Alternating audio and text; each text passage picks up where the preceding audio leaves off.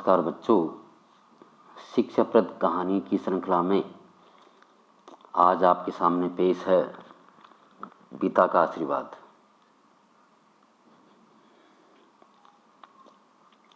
पिता का आशीर्वाद। तो ये कहानी इस प्रकार से है बच्चों। गुजरात के खंभात के एक व्यापारी की ये सत्य घटना है।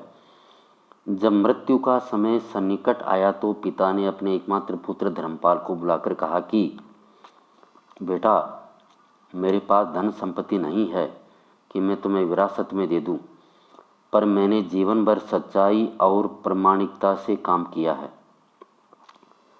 तो मैं तुम्हें आशीर्वाद देता हूं कि तुम जीवन में बहुत सुखी रहोगे और धूल को भी हाथ लगाओगे तो वह सोना बन जाएगी। क्या आशीर्वाद दिया मेरे प्यारे बच्चों? तुम जीवन में बहुत सुखी रहोगे और धूल को भी हाथ लगाओगे तो वह सोना बन जाएगी। बेटे ने सिर झुकाकर पिताजी के पैर छुए। पिता ने सिर पर हाथ रखकर आशीर्वाद दिया और संतोष से अपने प्राण त्याग दिए। अब घर का खर्च बेटे धर्मपाल को संभालना था। उसने एक छोटी सी ठेला गाड़ी पर अपना व्यापार शुरू किया। धीरे धीरे व्यापार बढ़ने लगा। एक छोटी सी दुकान ले ली। व्यापार और बढ़ा। अब नगर के संपन्न लोगों में उसकी गिनती होने लगी। उसको विश्वास था कि ये सब मेरे पिता के आशीर्वाद का ही फल है, क्योंकि उन्होंने जीवन में दुख उठाया पर कभी धैर्य नहीं छोड़ा, श्रद्धा नहीं छोड़ी, प्रामाणिकता नहीं छोड़ी, इसलिए उनकी वाणी में बल था।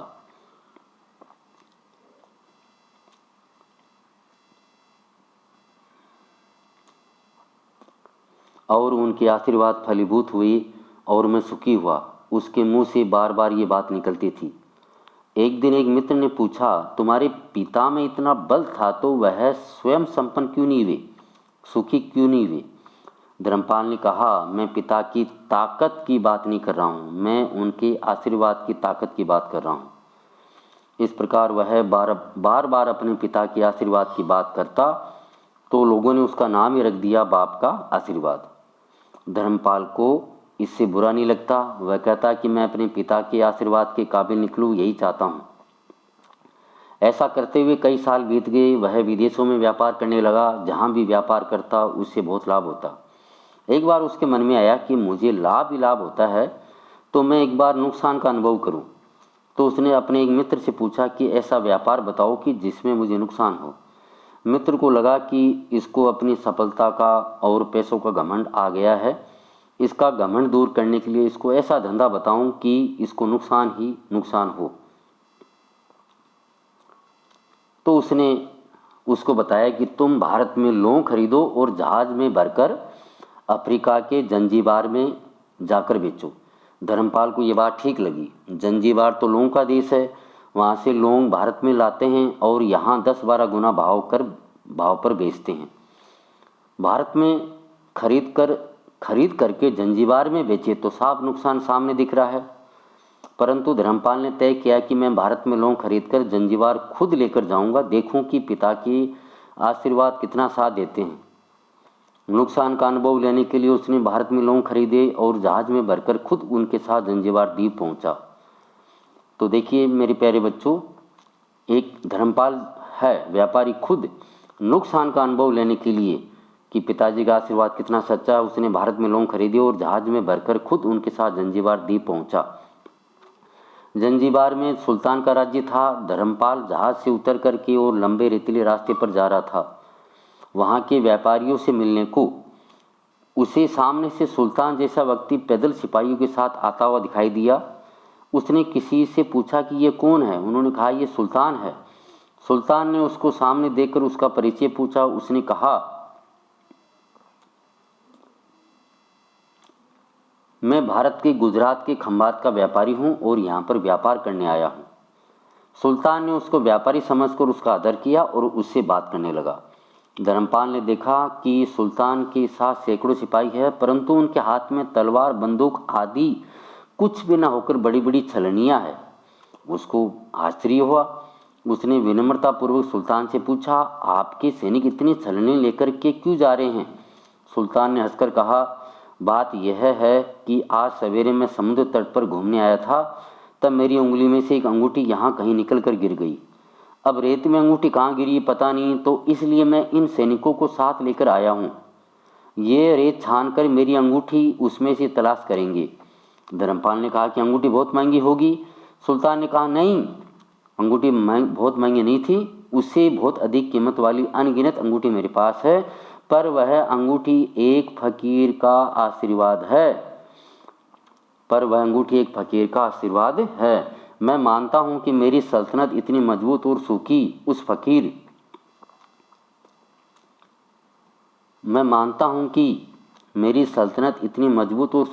फकीर के आशीर्वाद से है, इसलिए मेरे मन में उस अंगूठी का मूल्य सल्तनत से भी ज़्यादा है। इतना कह करके सुल्तान ने फिर पूछा, बोलो सेठ, इस बार आप क्या माल लेके आए हो? धर्मपाल ने कहा कि लौंग। सुल्तान के आश्चर्य का ठिकाना नहीं रहा। ये तो लौंग का ही देश है सेठ, यहाँ लौंग बेचने आए हो? किसने आपको ऐसी सलाह दी? जरूर वह कोई आपका दुश्मन होगा। यहाँ तो 1 पैसे में मुट्ठी भर लौंग मिलते हैं, यहाँ लौंग कौन खरीदेगा? और तुम क्या कमाओगे? धर्मपाल ने कहा, मुझे यही देखना है कि यहाँ भी मुनाफा होता है या नहीं। मेरे पिता के आशीर्वाद से आज तक मैंने जो धंधा किया उसमें मुनाफा ही मुनाफा हुआ, तो अब मैं देखना चाहता हूँ कि उनके आशीर्वाद यहाँ भी फलते हैं या नहीं। सुल्तान ने पूछा, पिता के आशीर्वाद, इसका क्या मतलब? धर्मपाल ने कहा, मेरे पिता सारे जीवन ईमानदारी और प्रामाणिकता से काम करते रहे, परंतु धन नहीं कमा सके। उन्होंने मरते समय मुझे भगवान का नाम लेकर मेरे सिर पर हाथ रखकर आशीर्वाद दिए थे कि तेरे हाथ में धूल भी सोना बन जाएगी। ऐसा बोलते बोलते धर्मपाल नीचे झुका और जमीन की रेत से एक मुट्ठी भरी और सम्राट सुल्तान के सामने मुट्ठी खोलकर उंगलियों के बीच में से रेत नीचे गिराई तो धर्मपाल और सुल्तान दोनों का आश्चर्य का पार नहीं रहा। उसके हाथ में एक हीरे जड़ित अंगूठी थी। ये वही सुल्तान की गुमी हुई अंगूठी थी। अंगूठी देखकर सुल्तान बहुत प्रसन्न हो गया। बोला, वाह खुदा, आपकी करामात का पार नहीं, आप पिता के आशीर्वाद को सच्चा करते हो। धर्मपाल ने कहा, फकीर के आशीर्वाद को भी वही परमात्मा सच्चा करता है। सुल्तान और खुश हुआ, धर्मपाल को गले लगाया और कहा, मांग सेठ, आज तू जो मांगेगा मैं दूंगा। धर्मपाल ने कहा, आप 100 वर्ष तक जीवित रहो और प्रजा का अच्छी तरह से पालन करो, प्रजा सुखी रहे, इसके अलावा मुझे कुछ नहीं चाहिए। सुल्तान और अधिक प्रसन्न हो गया। उसने कहा, सेठ, तुम्हारा सारा माल मैं आज खरीदता हूँ और तुम्हारी मुंह मांगी कीमत दूंगा। इस कहानी से मेरे प्यारे बच्चों क्या शिक्षा मिलती है? यही शिक्षा मिलती है कि पिता का आशीर्वाद हो तो दुनिया की कोई ताकत कहीं भी तुम्हें पराजित नहीं होने देगी। पिता और माता की सेवा का फल निश्चित रूप से मिलता है, आशीर्वाद जैसी और कोई संपत्ति नहीं। पिता और माता की सेवा का फल मेरे प्यारे बच्चों निश्चित रूप से मिलता है, आशीर्वाद जैसी और कोई संपत्ति नहीं। बालक के मन को जानने वाली माँ और भविष्य को संवारने वाले पिता, यही दुनिया के 2 महान ज्योतिषी है मेरे प्यारे बच्चों। सबसे बड़े ज्योतिषी, 2 महान ज्योतिषी कौन है? बालक के मन को जानने वाली माँ और भविष्य को संवारने वाले पिता, यही दुनिया की 2 महान ज्योतिषी है। अपने बुजुर्गों का सम्मान करें, यही भगवान की सबसे बड़ी सेवा है। जय गुरुदेव, जय गुरुदेव, जय गुरुदेव, जय गुरुदेव। करता करे न कर सके, गुरु करे सो होय, 3 लोक 9 खंड में, गुरु से बड़ा न कोई। जय गुरुदेव, जय गुरुदेव, जय गुरुदेव। तो मेरे प्यारे बच्चों, ये पिता का आशीर्वाद कहानी थी। मुझे लगता है कि मैंने जितनी भी शिक्षाप्रद कहानियाँ डाली है उनमें ये मुझे सबसे अच्छी लगी और आज मैंने आपके सामने अपलोड की है। मेरे प्यारे बच्चों, मुझे उम्मीद है आपको ये पसंद आई होगी। ज़रूर इसे पसंद करें और मेरे इस channel memory facts by Rajesh sir को ज़रूर सब्सक्राइब करें, अपने दोस्तों को बताएं और ज़्यादा से ज़्यादा इसको लाइक करें। Thank you, have a nice day.